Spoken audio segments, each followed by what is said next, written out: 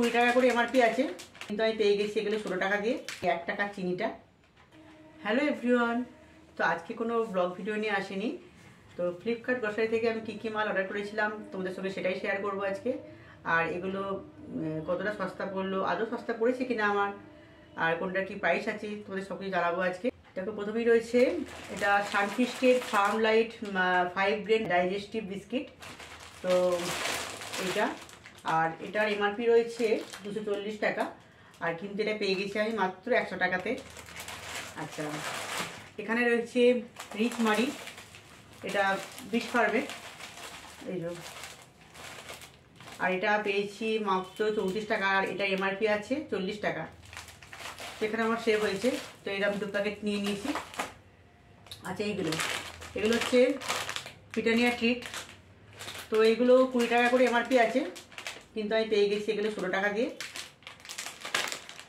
আচ্ছা, আর এটা রয়েছে সানরাইসের জিরা পাউডার। তো এটার এমআরপি রয়েছে 91 টাকা, কিন্তু আমি এটা পেয়েছি 77 টাকাতে। আচ্ছা, এটা রয়েছে আমুল মিঠাই মেট। এটার এমআরপি আছে 66 টাকা, এটা পেয়েছি 64 টাকাতে। এটা বেশি কমায়নি মানে কম হয়নি, এটা বেশি। আর এটা রয়েছে ইমামি 7 অয়েলস ইন 1। তো এটার এমআরপি রয়েছে 375 টাকা, আর এটা আমি পেয়ে গেছি 188 টাকাতে। এখানে নিয়েছি একটা ফরচুনের কাচ্চিঘানি। তো এটা পড়েছে আমার 157 টাকা। আর দুটো নিয়েছি ধারার কাচ্চিঘানি, আর এগুলো পড়েছে 154 টাকা করে। আচ্ছা, এটা রয়েছে টাটা লবণ। এটা পেয়েছি আমি 26 টাকা, এটা তো এমআরপি রয়েছে 30 টাকা।